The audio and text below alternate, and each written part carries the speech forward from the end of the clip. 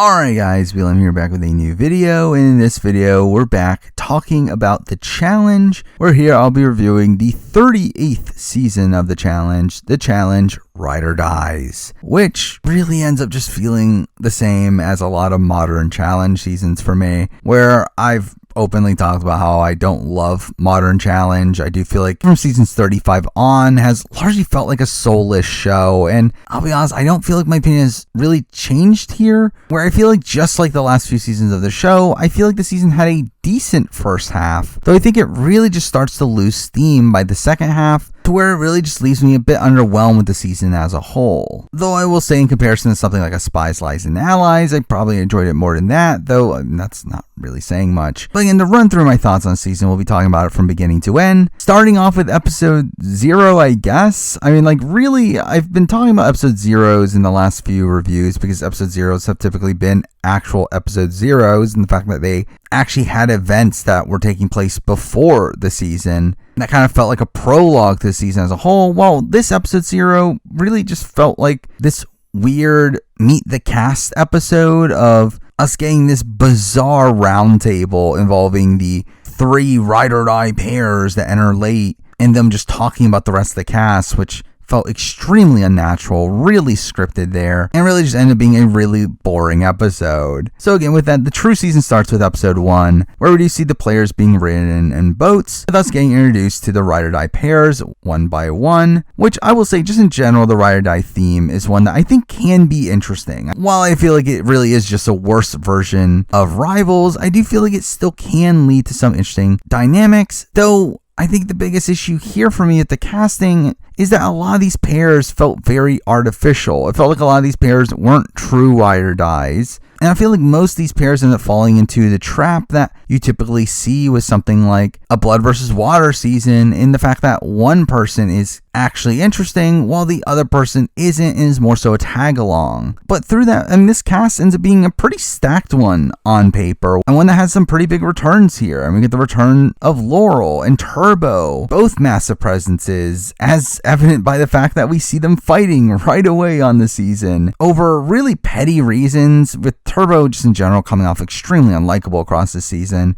and this seemed to be a major inclination of that, with him just having this massive ego, and him just ending up being this massive negative presence for the rest of the house right away. Though again, we get some pretty decent pairings here in Nelson and Nurys, with Nurys being a fun rookie here. Also here we get the return of Kayla with her husband Sam, who end up having a fun dynamic here, though it obviously doesn't last that long. We have the return of Amber B and her boyfriend Chauncey, and I thought that was an interesting dynamic. We get Tori and Devin, who, I mean, really just felt like they were primed to win this season, where for me, coming into the season, when we first heard the cast, Tori and Devin were the first people to come to my mind of who I was expecting to win, where despite Devin being Devin and Tori being maybe a bit inconsistent, I did feel like they felt like the frontrunners here, especially considering how big of production favorites they seem to be as well. We get Jay and Michelle, who I thought were really cool to see together here, both being from Survivor and also being exes from real life, so again, I thought that was an interesting dynamic. We also get some bizarre casting choices in the fact that Tommy and Annalise from Big Bird 21 are here, which just felt very random. Now, Annalise technically feels like a pretty standard challenge pick, though her being paired up with Tommy, who is not a standard challenge pick, did feel a bit off.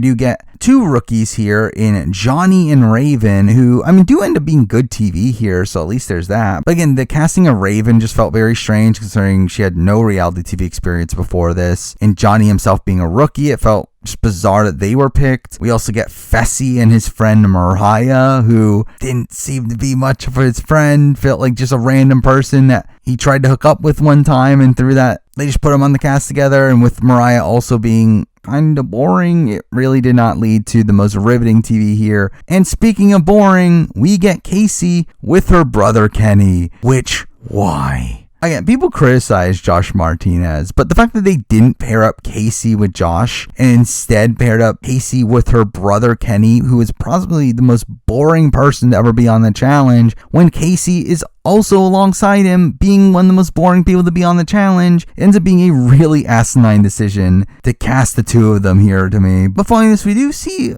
a bit of old school challenge here, and the fact that we end up starting the season off with a hookup right away, where you see Johnny and Nurys hooking up, with us getting this flashback back to the airport of them supposedly getting together before the season even started, which ends up being, again, pretty interesting behind the scenes stuff there. Well, this ends up starting this storyline with Raven of her being jealous of Nurys and Johnny's relationship, which ends up being a big storyline early on here. We also get Fessy flirting with Colleen, where Kim and Colleen here, also another very questionable casting choice, and who are they? But Colleen ends up coming from the Mole Germany, to which she ends up lying about what show she comes from, only for Jack to have done his research and knowing that she won the Mole, which again she was the Mole. But either way, again, clearly being a situation of Jack seeing the cast online beforehand and knowing who she was because of that, which again does feel unfair here, though also really just kind of dumb of Colleen to lie about her being the Mole as well. But then we get to the first daily, where this is where we get the reveal that Casey and Kenny already had to leave the game, which we know from outside of the game information that it was due to COVID. And because that 2 teams are sent to replace them, which if you don't know, the reason why is because they completely cut out James Simon from the show, where if you don't know, Aneesa was originally on here with her best friend James Simon. However, again, one of the 2 ended up getting COVID, assumingly him, leading to him being replaced by the alternate, that being Jordan, which leads to a situation we see play out later on, though again, funny that the show explains it here as one team being kicked out for 2 teams to replace them, with these 2 teams being kind of polar opposites of each other. We get Olivia and Horatio, who obviously being these massive underdog figures on this season, being these big rookie figures, but the other team here ends up being Nam and Emmy, where really, I guess I might as well just talk about them here, as I don't really feel like there's much of a point in going into too much detail on them, considering they don't really do anything on this season. But again, like, they clearly did not know each other, which makes Nam's first confessional here saying that they're going to stick together like glue even more humorous. But really, again, Emmy quits right away. Nam has to leave because of her, and continuing this trend of Nam getting screwed over. I still feel bad for him, but really just, again, a bizarre casting choice there. But again, beyond this, we get the first daily. Pretty boring stuff here. More of a mental competition of just knowing your partner and doing math, which Johnny and Raven end up winning, being an interesting result here and having a rookie pair winning the first daily. And we have Johnny and Raven deciding to make the most of this opportunity, actually targeting the vets, which was really nice to see, though. Here we end up learning the format, or at least part of it, and the fact that they have to nominate 4 other ride or die pairs, with one of them being voted in by them into the zone, though they don't end up revealing how their opponents are determined. So here, almost instantly, we see the deliberations start right away, with Johnny and Raven deciding to target some of the stronger vets here in bringing in Tori and Devin, Kayla and Sam, and Laurel and Jack, while also deciding to bring in Kim and Colleen, which, considering the later format, does feel like a bit of a strategic misstep there, especially considering it was seemingly done just due to the fact that Colleen was lying about being in the Mole. But we do get the typical interrogation sequence here, which was mostly mundane, though we do end up having some pretty good strategy here from Jack, where at the party he ends up doing some pretty good work on Raven, which seems to play a factor in them being safe here. While Kayla and Sam seem to be targeted as one of the stronger teams on the board. Again, with this all really feeling like the rookies seem to have the power in the game here, something we rarely see in the challenge, where Johnny and Raven have the power, obviously, but they also have an alliance with Jay and Amber, who, again, aren't actual rookies, but, again, close enough. Where through them and also likes of Olivia and Horacio, this ends up being a pretty large grouping of people that wouldn't typically be in the majority alliance on a challenge season, which was nice to see, even though that gets pretty ruined almost instantly. But here we do get to the zone where the 4 pairs in danger are brought out, where Raven and Johnny end up voting in Kayla and Sam. Well, this is where we get the reveal that the other 3 teams will now have to draw,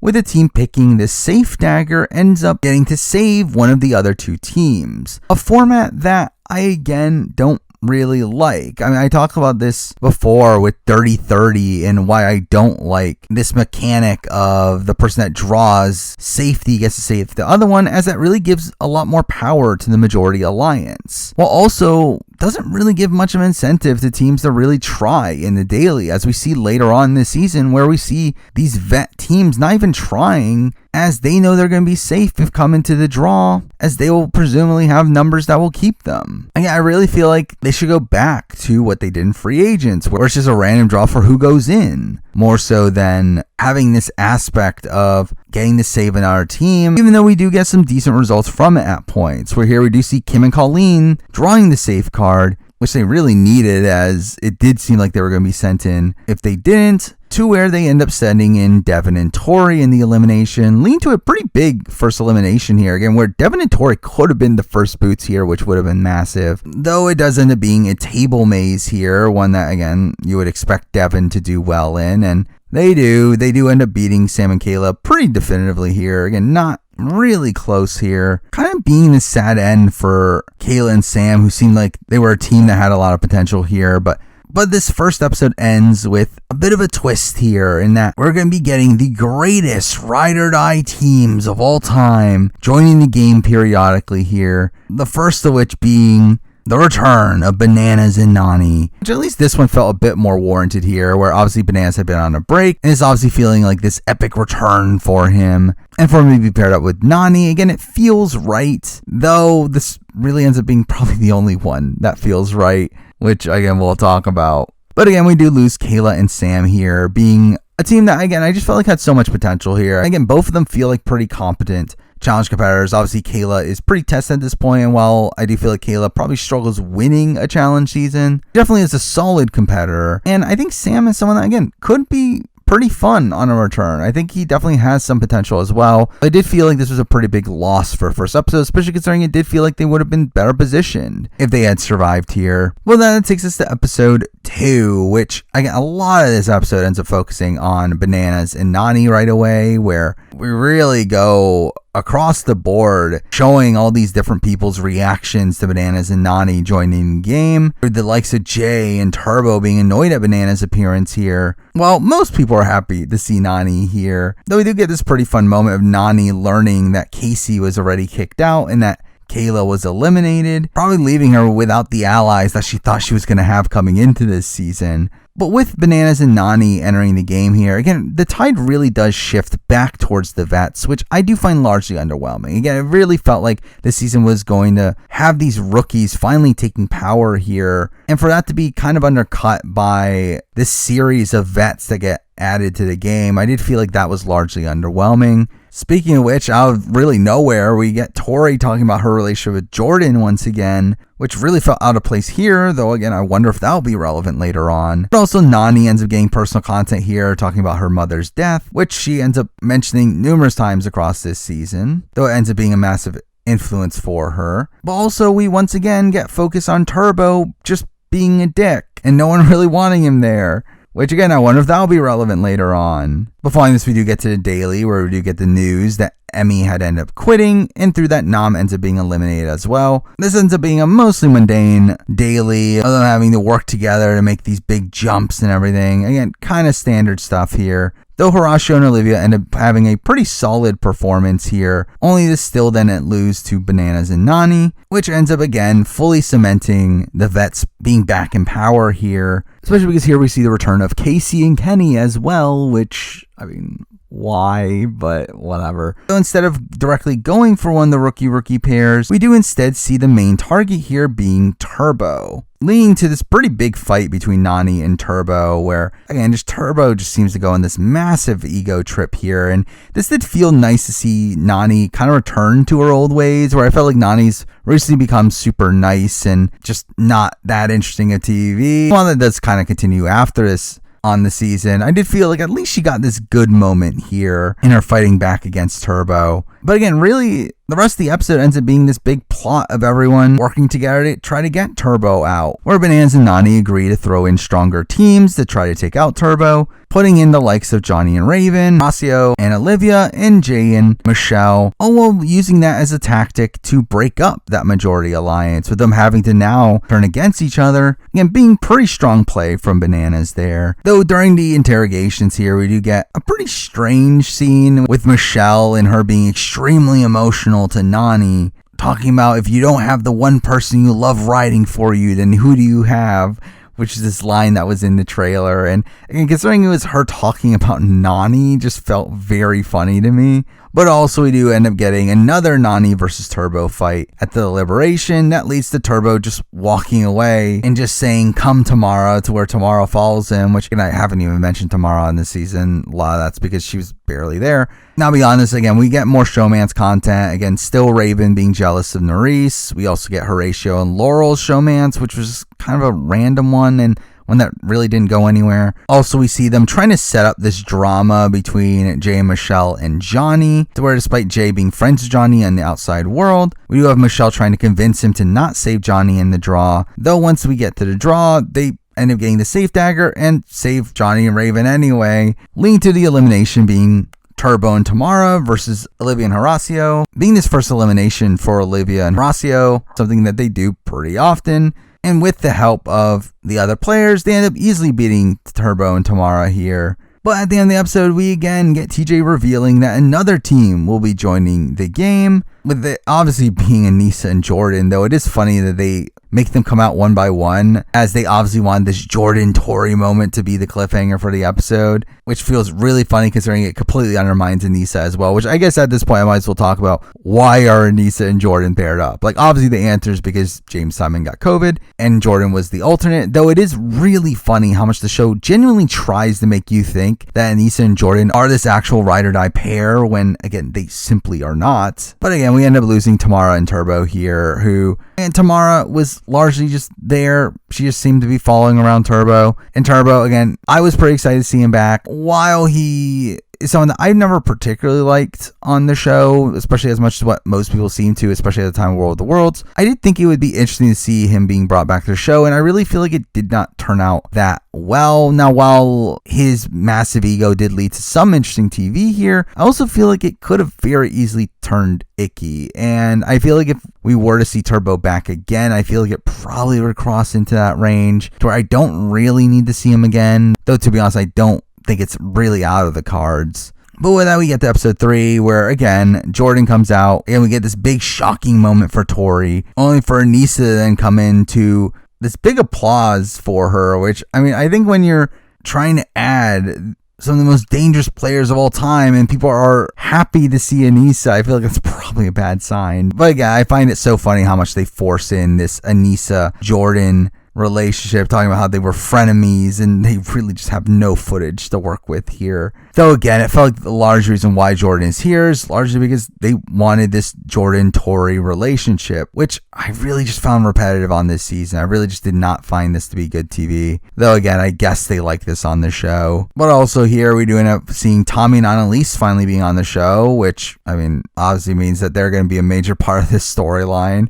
But again, with the addition of Aneesa and Jordan, this now really solidifies the Vets as this really powerful grouping now. Though along the way, we do see Tommy and Annalise finally coming back on the show, with them finally getting content, which obviously meant that they were going to be playing a major role in the episode, as why else would they be here? But also we get a bit of more setup of who is in the middle at this point, with Fessy and Nelson being portrayed as these middle figures between the Vets and the rookies, with it being pretty interesting to see Fessy not being as ingrained within that majority alliance as you would expect, considering his connections to Casey, and you would assume to the likes of Tori and Aneesa and Nani. But also here we get more focus on Johnny and Raven, with them clearly being set up for a fall here, but we see them try to repair their relationship. Though, interestingly, I do find it weird how supposedly there was this big fight between Nurys and Raven during the course of this episode's events, yet they decide to just not show it. Again, being weird, it does feel like the show is purposely leaving out these big confrontations, which used to be a major hallmark of the show, but is now leaving stuff like that out, which I think is largely underwhelming. Now we do get a really boring daily here, but it is one that Fessy and Mariah end up winning, clearly due to the fact that, again, they just spent time setting up their position in the game, and through that Fessy does end up siding with the Vets here in targeting all rookies, kind of just being underwhelming here in the fact that it just allows the Vets to gain more power. But this ends up leading to a pretty interesting campaign here, where Annalise and Tommy do a really effective job here in getting these deals from Kim and Colleen, and also Olivia and Horatio, in order to secure their safety here, though do it in a way that really screws them over when they eventually pick the safe dagger, as at that point they have to break one of their deals, and through that come off even more sketchy, kind of ruining their position in the game. Though again, the amount of work that they put into actually making these deals to begin with was pretty impressive. Though we eventually see Fessy and Mariah voting in Johnny and Raven, with Tommy and Annalise saving Kim and Colleen, screwing over Olivia and Horacio, leading to this pretty massive elimination here, where it is two really strong rookie teams here facing off in a modification of Hall Brawl, being one of the best eliminations in a while here. Again, being this really fun back and forth with Olivia and Horacio, once again showcasing how strong of a team they end up being here. But with Johnny and Raven eliminated, we get what is the final new team to be entering the game here, and that being Laurel and Veronica, though they strangely cliffhanger before they're shown here. But either way, again, we lose Johnny and Raven, who again were one of the stronger rookie teams here. I think they made such a splash in that first episode, and the fact that they actually go for the vets, but also beyond that, they end up being a major source of drama on this season. Now, really ideally, it's not my ideal type of drama, where this jealousy sort of angle is not really the greatest TV, though I did feel like both of them had a pretty major impact here, to where despite, again, like Raven being a weird casting choice from my point of view, and Johnny being someone I wasn't particularly excited for coming into the season, I feel like they both end up being two of the more notable early boots on this season. Then I'll jump into episode 4, which again starts with Laurel and Veronica coming out, which fine, I guess, as a ride or die duo. Obviously these big legendary figures, though really a team that I never really expected to do that well here, where Veronica is clearly not in the shape that you would expect someone to be in to really win the challenge in the modern day. But also beyond that, they're coming in late without super tight connections, which really just make them these massive floaters throughout their time in the game here. But here again, we got a lot of focus on Tommy and Annalise, with them now being public enemy number 1 due to them breaking their deal in the previous episode, where Olivia and Horacio obviously has said them, though also no one else really ends up trusting them at this point. And with them also being such an easy team to beat in elimination, again, it just felt like a foregone conclusion that they were going to go home here. Though also here, Kim and Colleen get a decent amount of content, with Colleen hooking up with Fessy, and that leading to some fun confessionals from Kim. And along with that, we get more showmance content here, with more focus on the Tori-Jordan relationship, with them ending up sleeping in the same bed, and also Nelson and Olivia start to hook up, which ends up being a strange relationship on the season. The fact that it's really propped up as this like genuine relationship, though by the time this aired, we already knew that they broke up and Olivia wasn't really that into him. So again, just felt kind of weird how they portrayed it here. But also beyond that, we just get so much focus on Nelson being in the middle of the game, which made it pretty clear that he was going to win the daily here, especially with how much they've been talking about how he hasn't won a daily in forever, leading to this really bizarre daily of teams having to hang on, of this like endurance comp of one of the pair having to hang on to a building, but when they drop, the other member has to jump on them and they have to have enough momentum to grab a flag. Again, really just strange competition that almost everyone ends up failing here. But again, Nelson and Nurys end up winning the daily here, finally breaking his streak. Though with that, we kind of get the reminder that Nelson doesn't really know what to do with that power, where we really just see him again empower the vets, this alliance that he's not part of, by going after Tommy and Annalise. But also we strangely get him deciding to put in Olivia and Horacio as well, with Olivia getting a lot of credit for this plan in her wanting Nelson to put her in so that the other teams don't think of them as close, which is like, this is really dumb. It's like, this doesn't matter, does it? It's like, they're gonna think you're close because you're showmance anyway. It doesn't really affect anything, and if anything, really just shows Nelson to be less trustworthy because he's putting in his showmance. But whatever. Again, like, we do see Olivia and Horacio essentially doing what Tommy and Annalise did the previous week and what they got upset over, but they end up making deals with both Kim and Colleen and Laurel and Veronica. And what do you know? This ends up backfiring on them, to where they end up getting the safe dagger. Though really, it's like both the teams they had to pick between were not going to be super powerful on the return anyway, so it really didn't end up having as much of a factor. But here we do see them saving Laurel and Veronica for some reason that isn't really explained. This leads to elimination of Kim and Colleen versus Tommy and Annalise, which just ends up being a massive slaughtering here, where the men here have to lift up their partners in order for them to solve a puzzle, and Tommy ends up just really struggling with even lifting Annalise, not being able to do so, leading to them being eliminated without even having an opportunity to do anything, being this really sad moment, kind of highlighting why I felt like it was kind of a strange choice to even have Tommy on the challenge, but also just being a genuinely emotional moment here where like I did genuinely feel bad for Tommy and how poorly they did. Though I also found it strange how much like production seemed to love Tommy here and how much TJ talked about how he wants him back. And it's like, to me, it's like this should be an indication that they shouldn't bring him back, but whatever, I guess. But with that, again, Annalise and Tommy get eliminated. And they had an interesting role in this season where again, they do end up being this big source of drama with them backstabbing Olivia and Horacio, only for that to backfire on the following episode. It was this pretty interesting arc, though outside of that, I just feel like they are this team that's like not that interesting and probably is always going to be shown only when necessary. Now, again, Tommy to me is a pretty interesting TV personality. I do think he is good on Big Brother. However, I do feel like for the challenge, it's just not really his show. And for someone like Annalise, I just feel like she's just kind of boring, really, on both shows. So again, I don't really need either of them to return to a challenge, though I would not be surprised if one of them does. But now for episode 5, where here we instantly see Laurel getting content once again, mixing that in with the fact that we get a lot of talk about Jack and Jay's relationship, with them writing a song together and performing it. It's like, okay, this is pretty clear that Laurel and Jack are probably going in, and Jay's probably going to be the one to do so, especially after we also get content from Michelle talking about not liking Laurel. So again, felt very telegraphed what was going to happen here. But beyond that, we also get more showmances. We get Bananas and Mariah coming together, which she ends up talking about how his personality is so amazing, which, I mean, sure, I guess. We also get focus on Laurel and Veronica here, with them being set up as these underdog figures due to the fact that they had this disadvantage and coming in late, and they don't know anyone there. But eventually we get to the daily, which ends up being sponsored by Burger King, which, again, is still dumb that this show about athleticism and fitness is being sponsored by Burger King. But this does end up being the first of the Jay and Michelle daily wins here, with Jay and Michelle essentially showcasing, like Nelson and Nurys, that they might not be the best at making decisions here. Where initially it's talked about how Jay and Michelle are going to be making this big move, to which they do go for some of the vets here. Again, they do put in Laurel and Jack, despite Jay's relationship with Jack. They do end up putting in Aneesa and Jordan.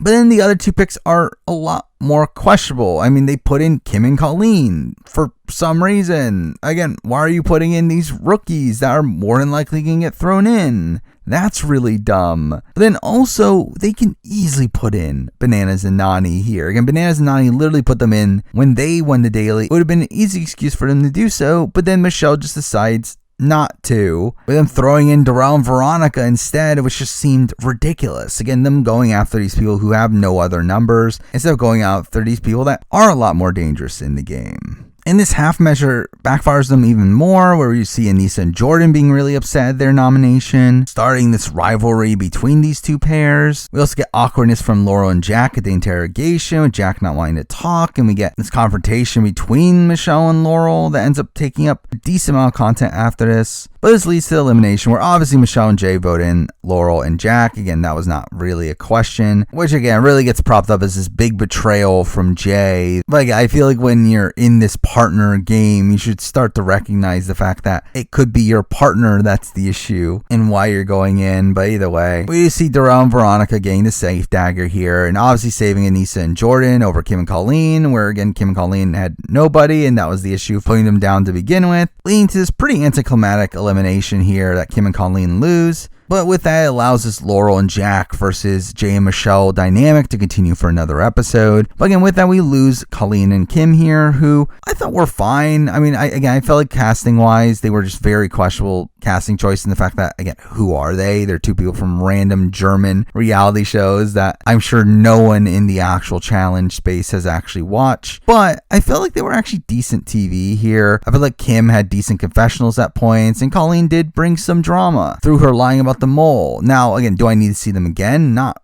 really, though I also wouldn't necessarily be opposed to it, as I do feel like decent enough competitors here, and I think they could bring interesting TV on a return. So, again, I'm kind of lukewarm on them. Well, with that, we move on to episode 6, where again, this largely still focuses around Jay and Michelle, with again, more of the Michelle-Laurel rivalry taking a lot of the focus, and also Jack confronting Jay. We do also get a lot of focus on the Aneesa-Jordan relationship here, that again, clearly felt like set up for the eventual elimination. Also here we get Horacio revealing to Laurel that he has a relationship at home, leading to the end of their showmance, which again felt clearly just like he wanted nothing to do with her to begin with. But beyond that, again, we get a daily. It's mostly boring, though it does lead to an interesting result here in Jay and Michelle winning the daily once again, where they seem to be the social pariahs coming into it. But again, through their win here, we finally see them make the move that they should have just done last time in voting in Bananas and Nani as, again,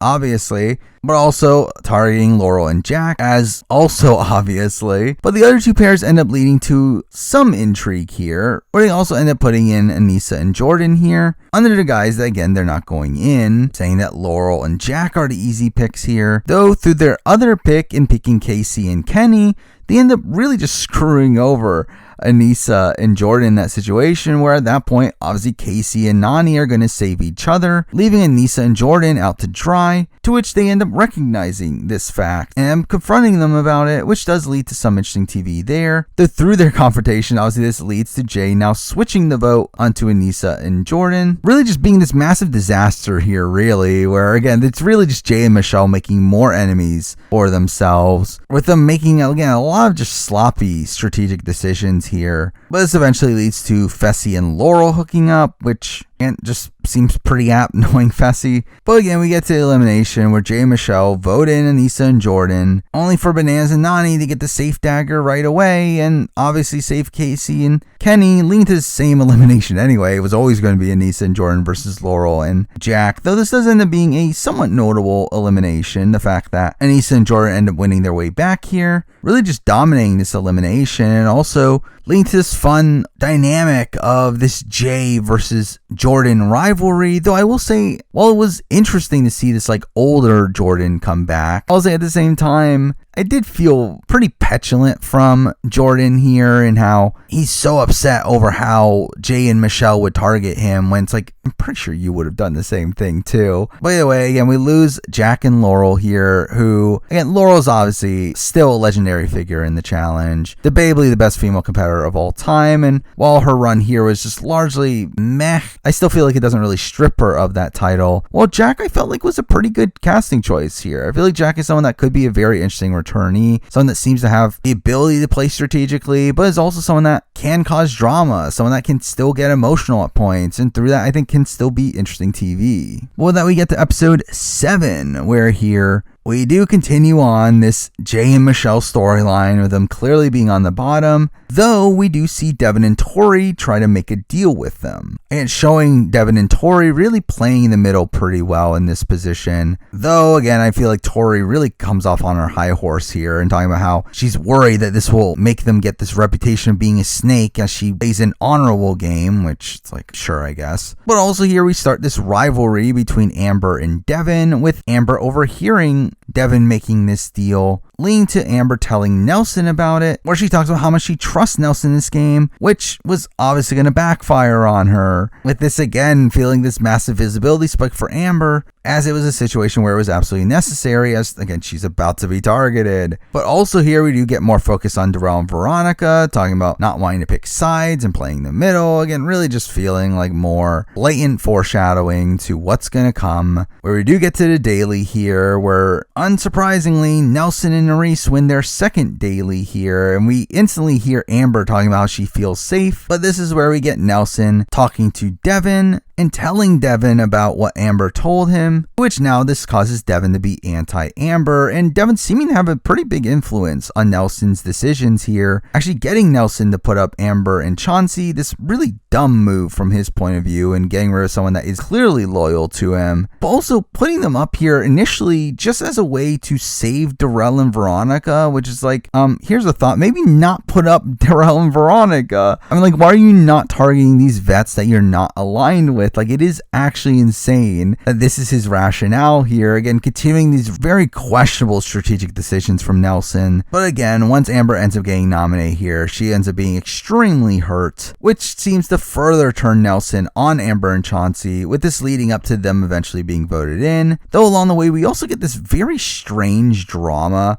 over if Jay and Michelle knew about Amber targeting Devin, which leads to Devin being really demeaning to Michelle in this argument with her. That was just a pretty bad look for him, really. But this leads up to Bananas and Nani getting the safe dagger and saving Jordan and Aneesa, really having this entire plan backfire on Nelson, with now two potential allies here in Amber and Chauncey and Laurel and Veronica going against each other in the elimination, really being this dumb move from Nelson, which we do see Amber and Chauncey winning here, though leaving Amber returning to the game very anti-Nelson, and also Nelson still being on the bottom of the Vet Alliance, with now Bananas, Nani, Jordan, and Aneesa all seeing that he was willing to put them in. Again, just really bad move all around from Nelson here, but again, we lose Laurel and Veronica. They were there. They were added late. They didn't really get much to do. I like Laurel and Veronica. I think Laurel has some good confessionals at points. I think Veronica is obviously this legendary figure for the challenge, but they really just did not have much to do here. And even beyond that, I don't know if I really want them back on any given season at this point. I feel like they're not really competitors at the quality of what you would expect to win a modern challenge season. And through that, I think they're probably just better off sticking to All-Stars. Well, with that, we get to episode 8, where again, we started off with talk about the Amber versus Nelson rivalry and a lot of focus, especially on Amber and Michelle bonding over this, which obviously ends up fracturing by the end of the episode. Now, also here we do get the start of the Nurys Jordan showmance, which felt very abrupt and really comes out of nowhere here, especially considering she had previously showmanced Johnny, and now this causing some tension between her and Tori, which again was just not that interesting to me.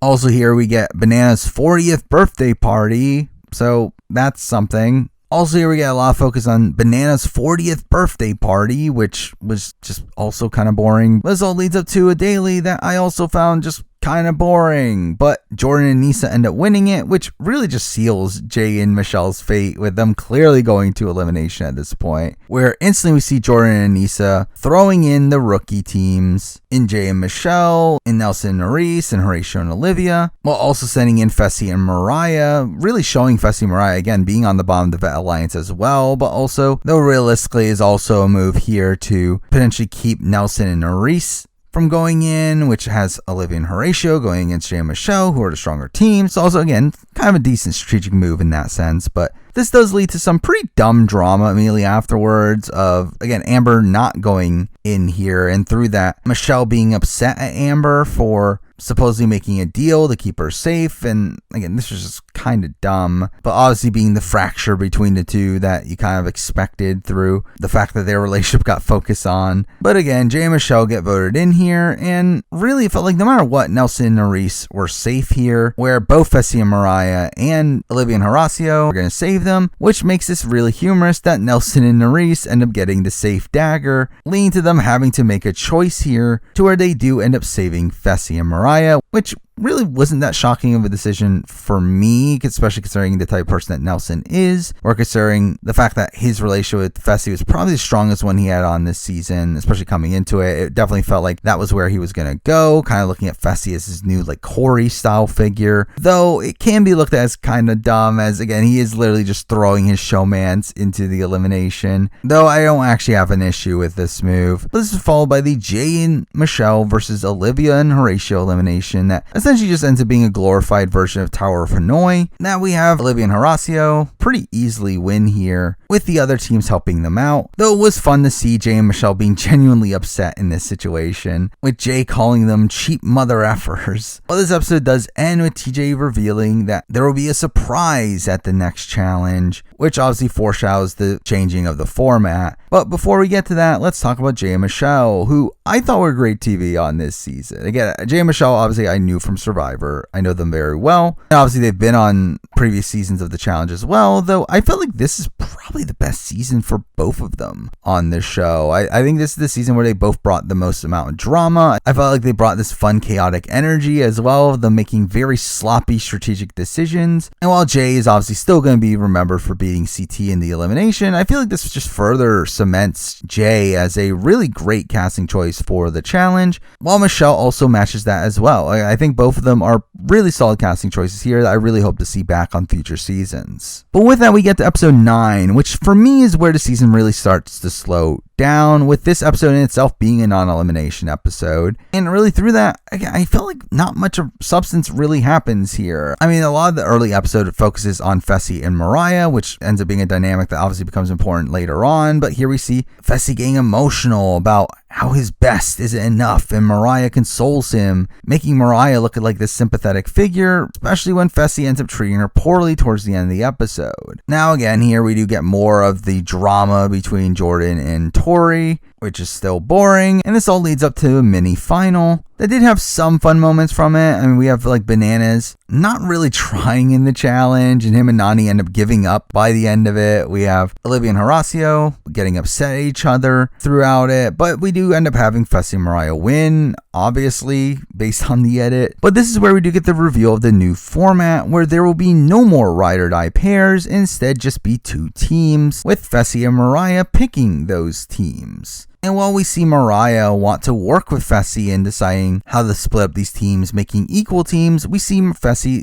instantly try to take advantage of her, which is obviously just a bad look for him, but very much fits in line with what you would expect from Fessy. And through that, this episode ends with Fessy obviously getting a much stronger team than Mariah's, with him getting some of the strongest competitors in the game, and the likes of a Casey, a Bananas, a Nelson, a Tori, while Mariah ends up being left with a lot more of the rookies, and also Devin and Jordan, which Jordan's good, but you also get Devin. So definitely getting the short end of the stick there. But that ends up bringing us to episode 10, where we see this format fully play out. And again, I just felt like this format did not interest me really at all, where again, now we have these 2 teams facing off against each other, where the way that this will work is that one of the teams will win, getting immunity, and we'll have the choice of sending in a member of the opposite team, with the gender of the person they bring in obviously shifting from round to round, and then we just get a straight up draw between the remaining people of that gender. Again, it is a mostly baseline format here that really just isn't that interesting to me, especially considering how limited the field of who can even go in is. And with Kenny finally being on the show here, after being pretty invisible up to this point in the season, it felt pretty clear that he was going to be in danger here. But here we do get a daily that was just really funny, with it being sponsored by Puss in Boots for some reason, in a situation where we literally get a montage of the cast with their cats, which was just weird. It's like, what is going on? Again, who thinks of Puss in Boots when thinking of the challenge? I really think it really just shows you this more kid-friendly nature that the challenge is trying to appeal itself to. But either way, we do actually get a decent daily here, with it kind of being this like sumo at sea style challenge of 2 people wrestling at the top of this platform, and whoever gets knocked to the water first ends up losing. Again, a pretty solid challenge here. Some decent matchups here. But as expected, the stronger team ends up winning here, leading to the underdog team having to send in 2 guys, which I will say, I do think the one good aspect of this is that this does lead to an interesting dynamic in the fact that you are obviously more incentivized to protect your ride or die who is on the opposite team. And through that, we do see some people jockeying for their partners on the other side, seemingly unknowingly to their own benefit, considering not just the fact that they're number 4 of them, but also the fact that, again, you live or die by your ride or die, which again, we'll talk about. But again, here, it felt like Kenny was the obvious person to go in here, where again, at this point, you're also incentivized to keep around your strongest players, and Kenny was easily the weakest guy on the board. So it obviously felt like his own team was going to send him in. But the question is, who does the opposite team vote in? To where there is some debate between Devin, Jordan, and Horacio, though the majority does end up voting in Horacio, seemingly without informing Olivia or Nelson in on this plan, really showcasing that they're on the bottom here. But really, this elimination was just so dull, considering it's Horacio versus Kenny in a challenge involving using your tools in a situation where Horacio works in construction, which really gave Kenny no chance here, outside the fact that we end the episode with the reveal that Kenny is not fully eliminated yet, as again, you live and die by your ride or die, revealing that Kenny will not be formally eliminated until his ride or die in Casey is eliminated, which I thought this meant that Kenny was actually going to re-enter the house and that this would be a twist that would be known to the other players, but it isn't. And I do find that aspect of it strange in the fact that Kenny's just waiting around for weeks to figure out if he's going to re-enter the game or not. Also, I don't like how this structures the season, as because this, while yes, we're losing one person an episode, we're not getting these teams formally eliminated every episode, which I do think kind of harms the overall pacing of the season in my eyes, where it just feels like we're getting these rounds where not much is really happening, where essentially this is like taking a life away from a ride or die duo instead of actually eliminating a player, which also made the season feel like it was really dragging as well, without the season feeling it was progressing much. And really that just leads to the next batch of episodes feeling a lot slower to me, starting with episode 11, where I just felt like not much of note really happens here.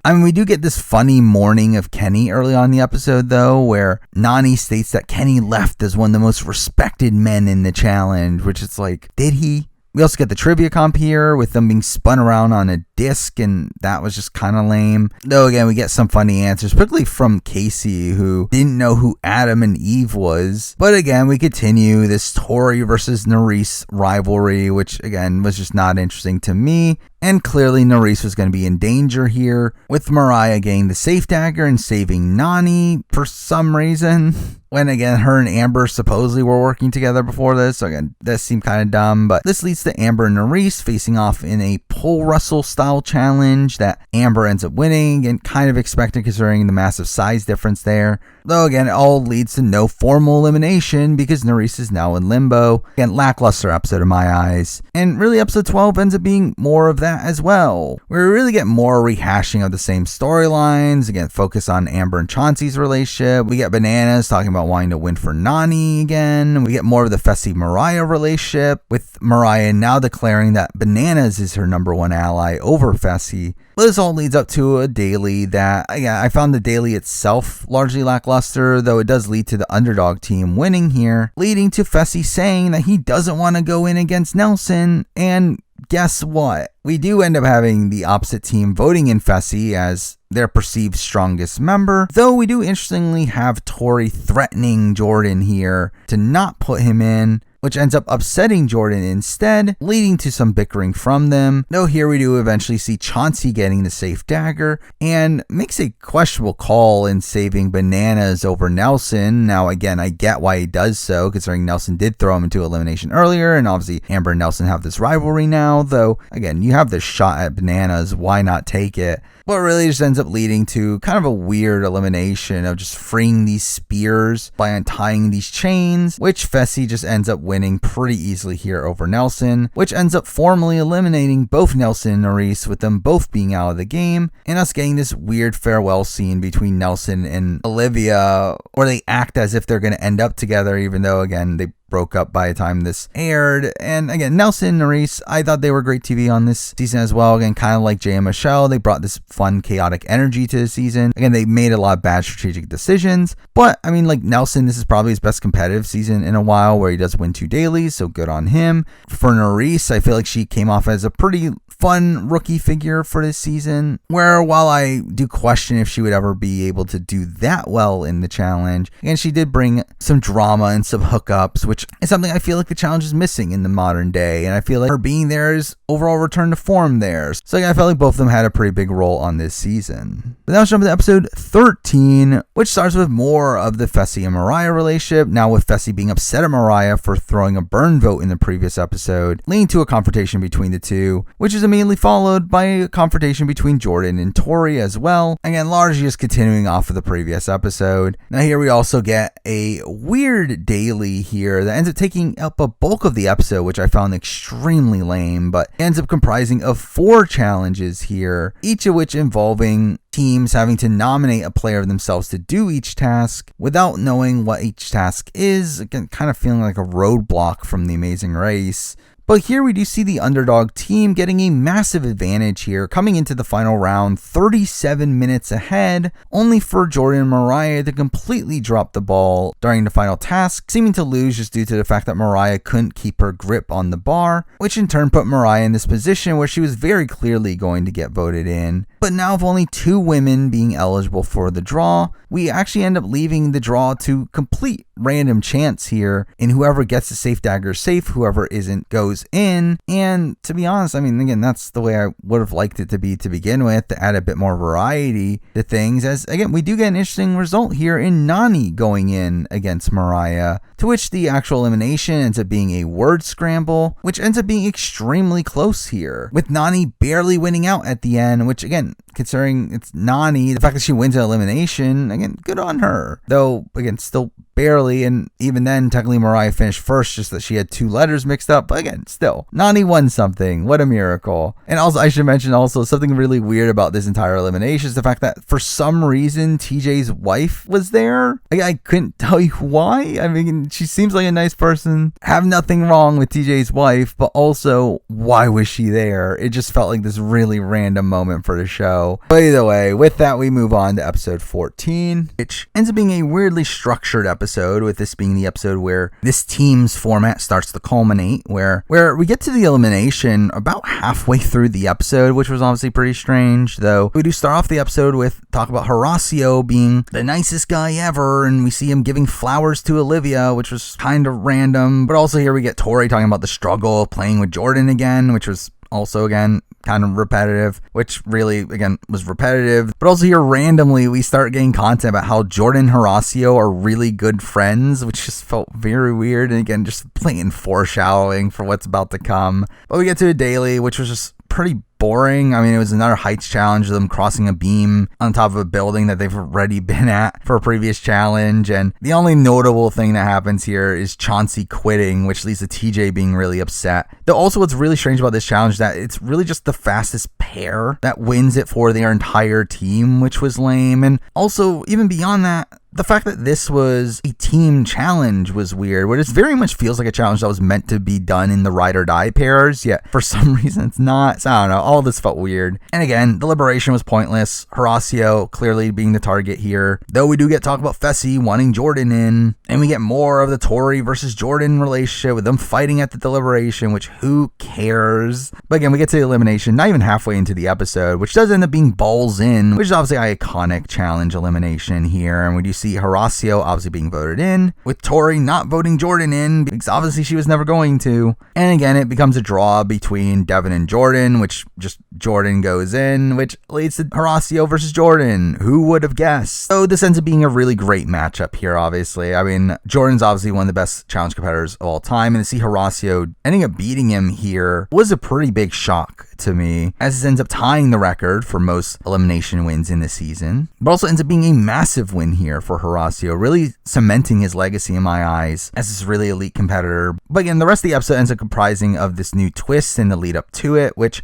ends up being really weird in how they handle this, where we literally have TJ sending them back home, only for like the next scene to literally be the next day with TJ arriving at their house, and they just like follow him with him just not saying anything when he gets there, which is just weird. Though here they're told to go to the zone once again, where we get the reveal that everyone is returning to their ride or die pairs, where obviously now Aneesa, Casey, and Fessy are on their own, to which we obviously have the fake out of them being eliminated, only for them to then bring back the eliminated players. But this is where we get the reveal that all 3 of these pairs will now need to compete to return to the game, with this episode ending with the first of these challenges, it being a 3-way challenge, where you have to hold up a barrel for a minute, and really this didn't even seem close, where Penny just sucks, seeming to lose it for him and Casey, while Fessy and Mariah kind of just win easily here. But for some reason, this isn't over yet. We still get a second round, where we get Jordan talking about making the most of a second chance here, which is like,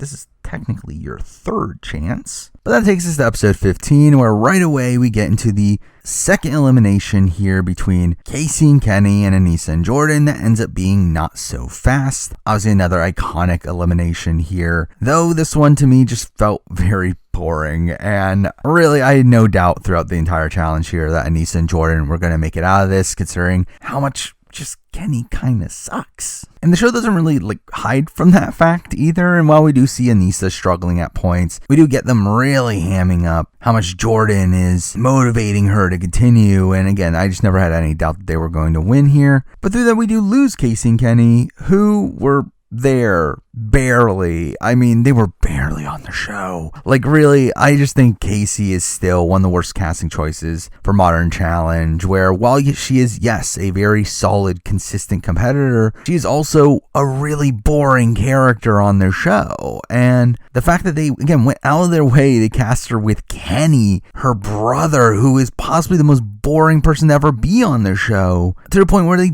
didn't even really bother to put him in the show outside the point where he was in elimination.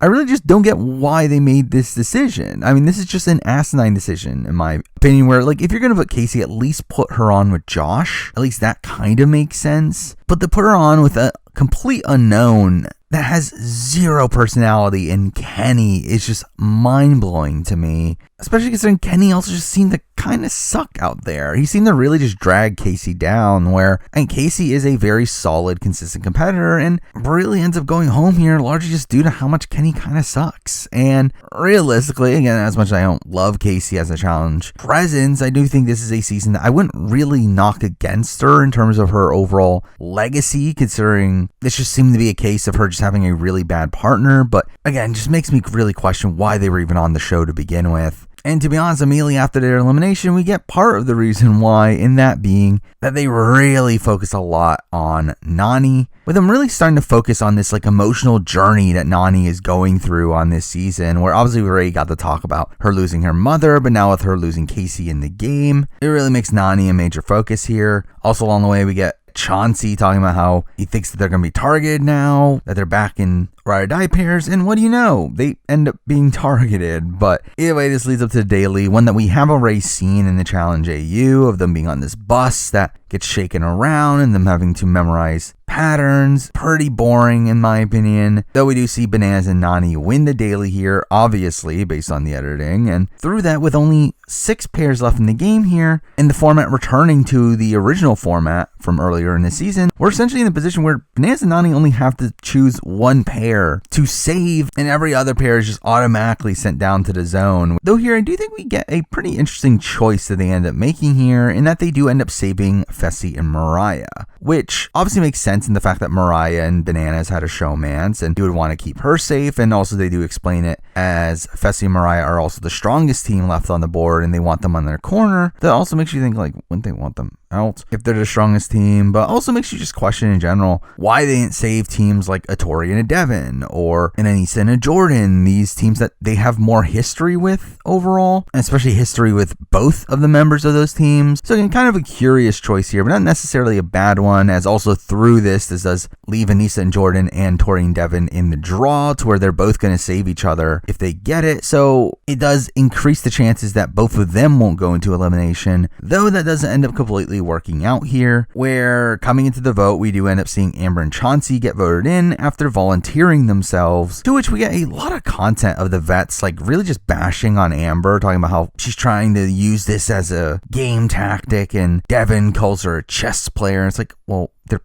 playing a game. Either way, we get to the draw, where again we get Libby and Horacio miraculously getting the safe dagger here, in a position where they were very clearly going to go in if there was any other results. And through that, we do get the weird decision here in saving Tori and Devin, which is not fully explained. I mean, we literally got in the previous episode this segment about Horacio and Jordan's relationship. For that to like literally lead to them just voting in Aneesa and Jordan here is just kind of funny. But the elimination here ends up being one that really favored Aneesa and Jordan off the bat, it being these matchups where you have to pull your opponent over to your respective blocks and knocking them over. And again, this greatly favored Aneesa over Amber, where Aneesa had a lot more weight to her, and through that was able to get the upper hand there. Though the other matchup of Chauncey and Jordan is a bit more interesting, where Jordan really hams this up in confessional, getting to detail his entire strategy around it. Though again, unsurprisingly, Aneesa and Jordan end up winning here as well, meaning we lose Amber and Chauncey here, who were fine. I mean, I like Amber as a presence on the challenge, especially after her win, where she is this pretty big underdog figure on the show, and I do feel like she continued that trajectory here, though it did have a solid performance on this season, winning a decent chunk of eliminations. And while Chauncey to me is just kind of boring, I don't really feel like Chauncey really brought much to the show, I did find him to be a likable enough team here, even though a lot of their content was just kind of sappy, with it just being Amber talking about how she's found her person, which just, again, wasn't the most riveting TV there. And now for episode 16, which ends up being the final round of gameplay before the final. And this ends up being a largely lackluster episode once again, where we end up spending a lot of this episode focusing around Bananas. Not just Bananas himself, but really a lot of talk about targeting Bananas, where you see Fessy talking about wanting to target Bananas to Jordan and Devin ends up really hamming this up, where despite Bananas and Devin having repaired their relationship, Devin really talks up how much he wants to target Bananas, all for that to amount to nothing. Where it is really strange how the beginning of this episode really props up Bananas as the biggest threat, only for that to be completely counteracted by the end of the episode. And then we get the final daily of the season, that being this challenge of them having to memorize a pattern and can only communicate while in a tub of ice water. Again, a largely boring challenge. I mean, this really just went on with not much of intrigue happening here, but Tori and Devin end up winning here. And again, the entire vote comes down to Bananas or Fessy, and with Horacio and Olivia making a deal to save Aneesa and Jordan, it felt very clear what was going to happen here, where really none of this actually mattered, because no matter what, Fessy and Mariah were going to take on Bananas and Nani in elimination, no matter who they picked. Though strangely, Tori and Devin end up voting in Fessy and Mariah, with now the edit completely shifting to talking about how Fessy and Mariah are the biggest threats. And what do you know? Horacio and Olivia get the dagger, save Aneesa and Jordan. And we obviously get the elimination that you could have expected from the very beginning of the episode. And this ends up being an elimination that ends up really disfavoring Fessy in particular. This being one where they had to create this rope bridge to get to the top of a tower. And with Fessy being as heavy as he is, I mean, this is just a very difficult task for him. And through that, Bananas and Nani easily win here. And with that, we are down to the final 4 teams, where we get the announcement that they have made the final, which they somehow stretch out to 3 episodes. Before talking about that, let's talk about Fessy and Mariah, who were okay, I guess, on this season. I mean, Fessy's someone that I was a proponent of Fessy's casting for Double Agents and Spies, Lies, and Allies. Though I feel like I'm ride or dies here. I really feel like we've seen what we're going to get from Fessy. Outside of him eventually winning the show, I feel like there's not really much else from Fessy that we haven't seen on the challenge at this point. And really, as a whole, I just did not find him to be as interesting of a character on the season, despite the fact that he actually got a decent number of confessionals. I believe he was the top confessional getter until the last few episodes before his elimination. But really, I felt like that was because a lot of his content revolved around his relationship with Mariah. But really, I felt like that content was more of the same content of him being kind of a dick and him mistreating Mariah, which I will say Mariah was just kind of boring. Now, coming into the season, I was actually pretty excited for Mariah. I mean, she did seem like someone that was extremely physically fit, and I thought she could do very well on the show, and she does fine. She really ends up being a pretty bland personality, and through that ends up being someone that I don't think we need to see again on the challenge. But now for episode 17, which starts the final, and outside of the ending, what a boring episode. And obviously this is where we do learn that the final here will end up being 100 hours and will take place over the course of 3 episodes, which I don't know who wanted this. I mean, for me personally, I've always found the finals to be some of the more boring aspects of the challenge. Well, while there have been good finals here and there, I do think they are very typically just kind of boring. And them keep on promoting this 100-hour final really just felt like this massive dichotomy between what I personally want from the challenge and what the producers think that fans want, which I'm sure there are some people out there that do really care about making the challenge a sport. However, that's really just not something I personally care about. And also, again, like the stretch this out over 3 episodes is insane. But either way, again, obviously a lot of time here is spent setting up the final, getting confessionals from each of the players about how excited they are to make it there. But once we get to the actual events of the final, again, it was just kind of generic. Now, obviously, having watched the Challenge AU, they did use a lot of similar elements from that. But again, here we see them riding the stationary bike for 100 kilometers to get overnight supplies. That was boring. And we do weirdly get this montage of focusing on the guys' physiques, which was just kind of weird. But during this, we do get Devin and Tori getting hyped up for playing the game strategically by not going fast here, as it really doesn't matter. But also here we do start to see Bananas and Nani fighting, which ends up becoming a constant throughout this final, which, I mean, some of it felt kind of manufactured. It really just felt like dumb bickering more so than anything that would actually harm them in the final, where it felt like it was just more so Bananas making jokes and Nani being upset that he's making jokes in this situation. But following this, we get, again, a more standard final format here of going from station to station. But almost instantly here, we do have Aneesa rolling her ankle, and through that, she decides to walk the entire leg here, which sounds about right. But really the tasks here, again, were really just boring. We get a lot of bolas throwing, and we get the transferring of tires that have names on it and stacking them in elimination order. We get a slingshot challenge, and all these are super boring on paper. The only thing of real intrigue here comes from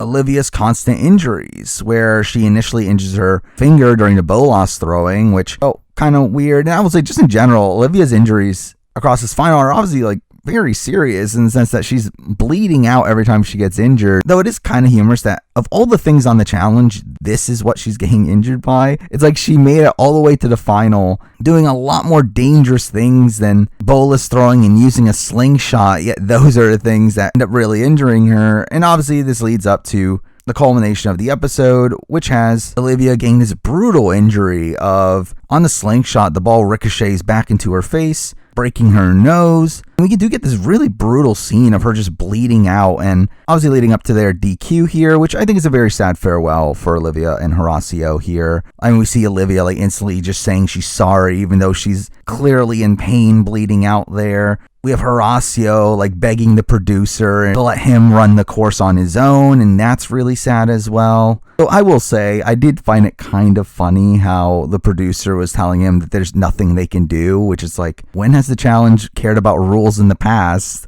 And also found that humorous that literally the end of the episode is Aneesa and Jordan finally getting there, and Aneesa's still walking, which again is a little funny moment in what is obviously this very dramatic scene. But with that, again, we lose Olivia and Horacio, and they just had an incredible story across this season. I mean, being this massive underdogs right at the beginning, had to go to elimination numerous times. I mean, Horacio obviously tied the elimination record, and really I do expect them to become stars of the show moving forward. I'll be mind blown if they don't end up coming back for numerous seasons after this. I mean, Olivia in particular feels like pretty solid casting for a challenge, someone that can hold their own in terms of actual competitions, but also can bring drama if need be, while Horacio, I will say, is probably not on that level of him just being this naturally nice guy. Like, I don't know how much drama Horacio will ever bring. However, I think Horacio definitely has the potential to be one of the best challenge competitors we've ever seen. And again, he's won 5 eliminations in his first season. He never really seemed to struggle on anything within the final here outside of, I guess, drinking the fish guts. But Horacio is the type of person that I could definitely see coming back and winning multiple seasons moving forward. So while he's not really the most riveting TV, I do feel like he's someone I would like to see come back so that we could see his full potential. But with that, let's continue on to the final in episode 18, which was just still so boring. Really nothing that notable happens here. I mean, we do get some drama from Aneesa and Jordan arguing over Jordan being an asshole and him not caring about Aneesa's injured foot, which, I mean, really makes it seem as if they're not ride or dies here. But outside that, we get the food eating portion of the final, which was just so disgusting. And it's weird because, like, it's not even like they're eating disgusting food. They're just eating spaghetti and bread and then later ice cream. But the ridiculous amount that they have to eat here makes them puke all over the place. And that's just, again, like, why do we need a puking montage on this show? But again, this episode is just so pointless. Like, really just a lot of nothing. Really just shows you that the priorities of the challenge are not really in line with what I personally want from the show. And I also love how, like, the episode ends on this cliffhanger of, like, a helicopter showing up and the players getting excited, which is like, who cares? I don't care. Why does anyone care? By the way, that takes us to the finale, finally. And who would have guessed it? It was also really boring, where we started off with what is essentially just a daily challenge for some reason of them throwing balls off of a helicopter, and that was really boring. But that ends up determining the order for the next leg, which has them running to a cornfield, which is the end location of this final. And they strangely spent over a day here, most of it doing nothing, which was also really weird. Again, really just felt like they were trying to stretch this out for the 100-hour mark. But This leads up to a race to the center of the maze, where the first to finish will be safe, while the other two will have to go into an elimination. And again, this was a thing that happened and not really much of intrigue there. But Tori and Devin end up winning here, leading to Bananas and Nani taking on Jordan and Aneesa in Bowls In. For some reason, it's like we literally already had this elimination. Why are we using this again? Though it is funny to see Jordan literally lose this elimination twice in this season. But we did have Nani like holding on to Aneesa's legs, and I guess that was kind of funny. But like outside of that, again, a pretty standard Bananas Nani win. Though along the way, we do see a lot of Bananas and Nani continuing to argue, leading up to the final part of the final, where that ends up seemingly being to their detriment. But again, just really weird they made them wait almost a day to do the final part of the final, which just ended up being another really lame elimination challenge. Essentially just a redo of the Horacio Kenny elimination, of them having to break through rooms. And again, this was just super lame. Again, what a dull way to end the season. Mind you, it's better than Spies, Lies, and Allies, where all they had to do is run up a hill and memorize a code. But still, I found this to be extremely lackluster, especially with essentially nothing beforehand really mattering outside determining who gets third place. And for some reason, they bring out Aneesa and Jordan and Horacio and Olivia for some reason, which is like, why? But again, here it does come down to the puzzle, where we do see Bananas and Nani continuing to argue, and they end up missing a piece and end up pretty much just giving up. And really the rest of the episode ends up being this coronation for Tori and Devin, to which they end up giving prize money to the other players, because they want to follow the tradition from Spies, Lies, and Allies, which, okay, I guess, even though, again, that was a production choice. This is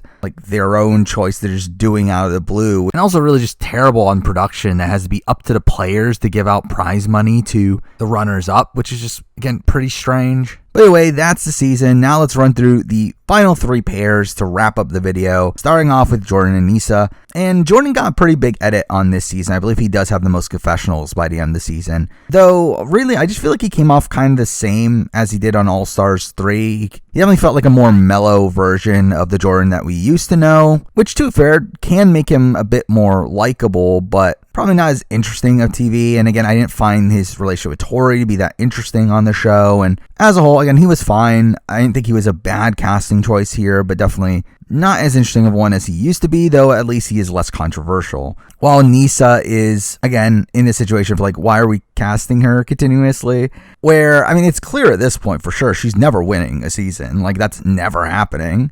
But even beyond that, I don't even think she brings good TV anymore. I do feel like she used to be this like really cutting figure in the confessional, but really I don't even feel like she brings that to the table anymore. And through that, it's like, again, I don't know why we're continuing to cast her. Then we got Bananas and Nani, and I will say I do find this underwhelming that Nani didn't win here, because I do feel like if there was a season to win, it would have been this season. I do feel like Nani had a really interesting storyline for a win on this season. Again, her relationship with Bananas and also with the death of her mother, that could have culminated in this really satisfying outcome of her winning this season. Though with that not happening, again, it's kind of in this Aneesa situation of like, I don't think Nani can ever win if she couldn't even do it while paired up with Bananas. Though we'll say she is becoming a better competitor as time goes on. That along with also her relationships outside the show, it seems like she's just a consistent presence in getting to the final, this being her third final in a row. But just another one that I don't think she brings that much entertainment to the show anymore. Like, while she did have some good moments early on, particularly around Turbo, it's like she's also become kind of a bland figure to me. And Bananas is just more of Bananas. He's more of the same. I mean, what is there to say about him? Yeah, he hasn't really changed since last season, but at least he knows how to ham it up for the camera, so at least there's that. And then finally talking about the winners, and Tori and Devin, who, happy to see new winners. At least there's that. And also, at least Tori got her win, so maybe we don't have to see her ever again. But again, it really felt like they've been setting up this Tori win for seasons now, and she keeps on dropping the ball, and for her to finally get her win, it does make me think that maybe we don't have to cater to Tori moving forward, so that would be cool. Like, again, as entertainment, they were fine. Again, Tori, again, I didn't love her relationship with Jordan. I felt like it hogged up a lot of screen time and just wasn't that interesting to me. But outside of that, again, it was just more of the same Tori. And with Devin, I feel like Devin season was also just kind of more of the same. Though I will say he did come off as a pretty big dick earlier on in the season. I didn't particularly like that, though I will say that I do think he played pretty well. It does seem like he is a good manipulator, and Kevin has certainly improved as a challenge competitor in recent years, though still I do feel like it would take a puzzle or having a really strong partner in Tori for him to eventually get a win like he did here. But there we go. That's the entire season of Ride or Dies, which at the end of the day, I mean, this is just on par with recent challenge seasons. I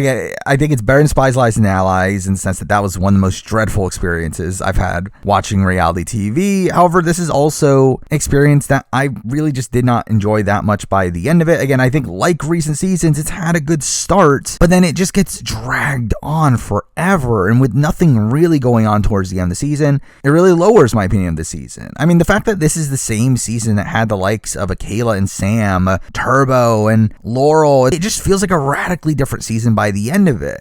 Mixing that and the fact that we got a 3-episode final, it's like, again, I just felt like this season just really dragged on unnecessarily. And because of that, I feel like it's still on par with the likes of a Double Agents or Total Madness in these largely lackluster seasons that do have sprinkles of good moments within them, but not enough for me to call it an actual good season of the show. But there we go. I mean, those are my thoughts on the challenge, Ride or Dies. Now, moving forward, we do have a lot of challenge coming up. I mean, World Championship starts pretty soon, and I will be doing a review of that. We do also have Argentina and UK coming out, which I will not be covering fully. However, I will eventually be doing a spin-off ranking for the challenge, which I'll eventually talk about those seasons there. We also know All-Stars 4 is currently in the works, so I'll do a review of that season once that finishes. And we also have rumors of a USA 2, which I will probably cover as well. So stay tuned for all those things, but for now, that is the video. Thank you for watching.